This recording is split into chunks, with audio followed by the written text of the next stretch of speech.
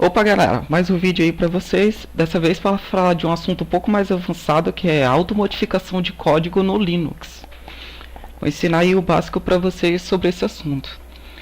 Mas antes de começar o vídeo, eu queria fazer um anúncio que eu decidi dar um nome para o canal, né, que até agora só tinha o meu nome.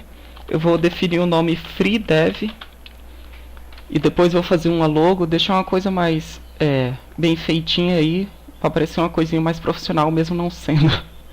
Bom, mas começando o assunto, a automodificação de código é quando o programa modifica o próprio código na memória enquanto está em execução.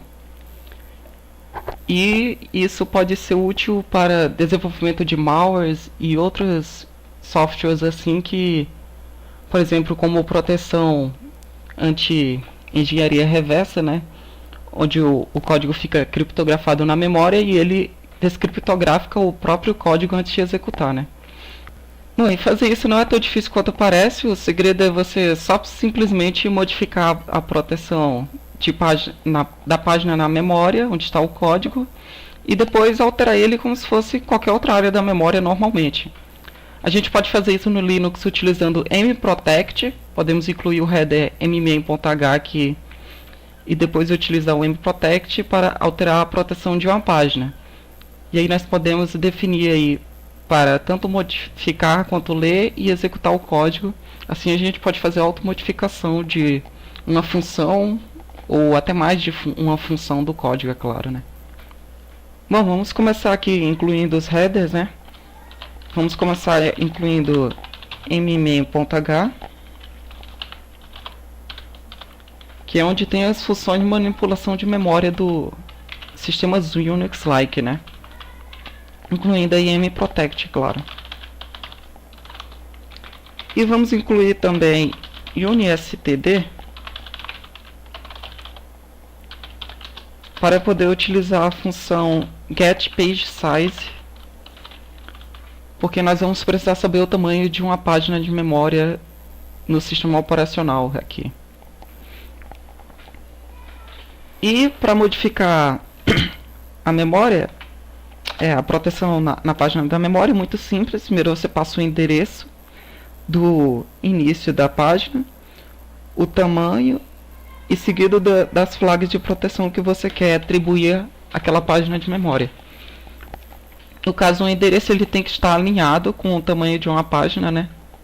E por isso nós precisamos saber o tamanho da página. Vamos começar pegando o tamanho da página aqui. Não precisa passar nenhum argumento, simplesmente chamar a função e ela já retorna o tamanho de uma página na memória. E depois mas antes vamos fazer aqui 3 funçõezinhas que é a que a gente vai modificar. Vamos fazer a função A, que simplesmente imprime o texto função A. E função B, que faz a mesma coisa, porém o texto diferente.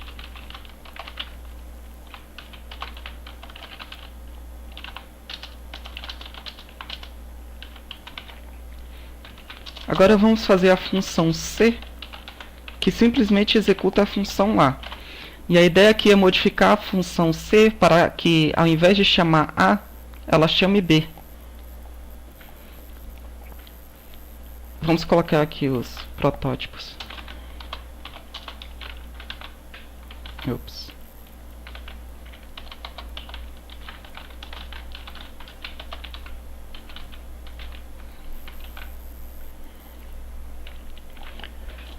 Feito isso, vamos pegar aqui o endereço do início da página onde está localizada a função C, né?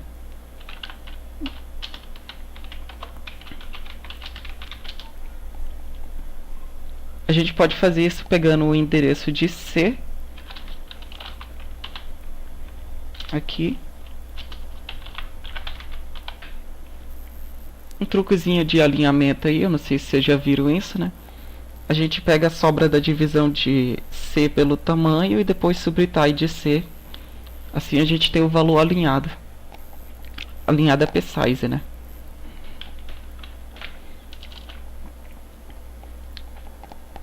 Com isso a gente já tem um endereço para chamar aí mprotect. A gente pode simplesmente passar o endereço, o tamanho da página aqui, e vamos definir as flags read, write e exec, é claro. A função mprotect retorna -1 se houver algum erro. Então, se ela retornar -1 aqui, vamos mostrar um erro e finalizar.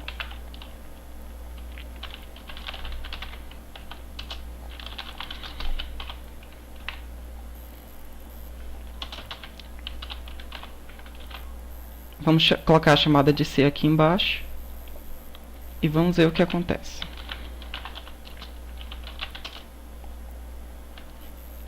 Opa, esqueci aqui de fazer o cast aqui.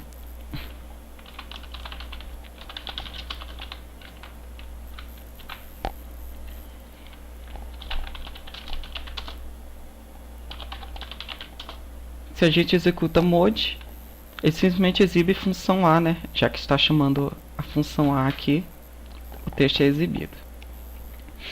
Agora vamos ver aqui como é que está esse código, usando o objdump, com a opção "-d" para fazer o disassembly.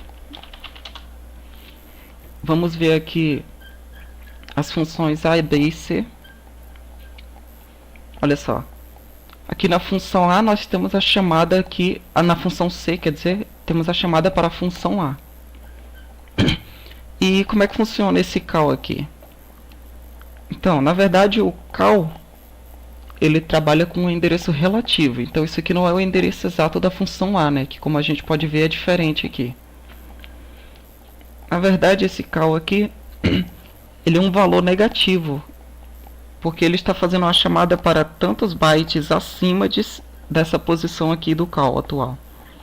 Uma coisa que eu me esqueci de explicar, e só me lembrei durante a edição, é que no momento em que a instrução é executada no código de máquina, o instruction pointer ele já está apontando para a instrução seguinte. Ou seja, na hora que esse call aqui é executado, o instruction pointer ele já está apontando para esse nope aqui. E por isso que na hora que a gente vai contar aqui para trás, a gente conta também os bytes da própria instrução em si. Ok? Só que isso que eu queria explicar. E na hora que a gente for... quando a gente pula para trás aqui, ó, -1, -2, -3, -4, -5, etc, né? Enquanto para frente, a gente já conta aqui apenas +1, +2. Isso vale tanto para calls quanto jumps curtos, né? Os longos tem um endereço exato. Só os curtos que trabalham com endereço relativo. Só isso que eu queria explicar. Bom, vamos usar o BC aqui para converter esse valor aqui, que seria um valor negativo, né? Aliás.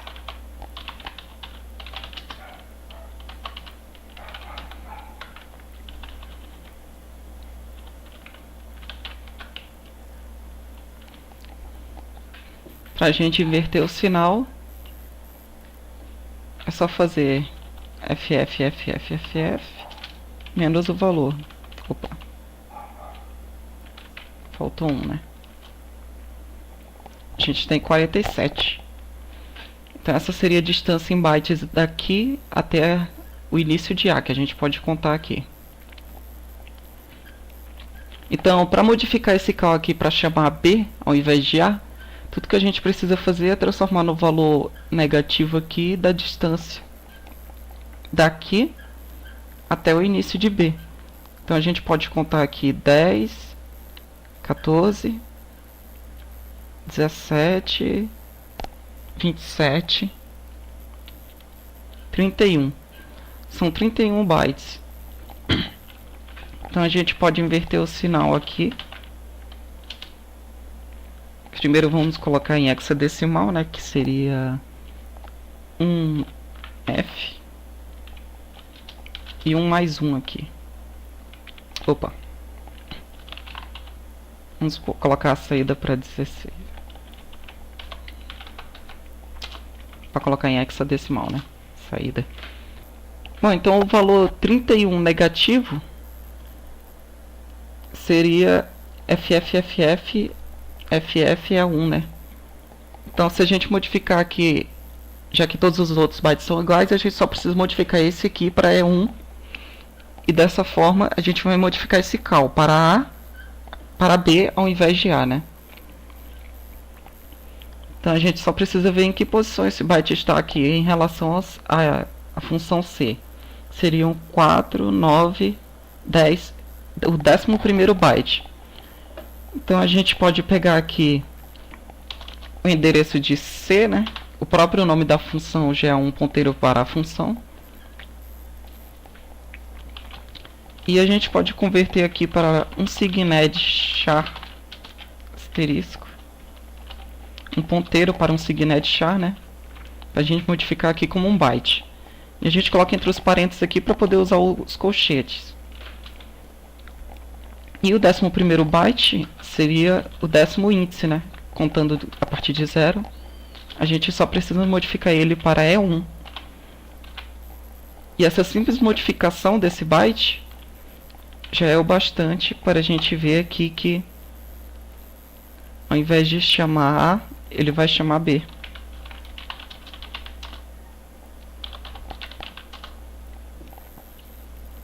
Tudo isso porque nós modificamos um simples byte na memória.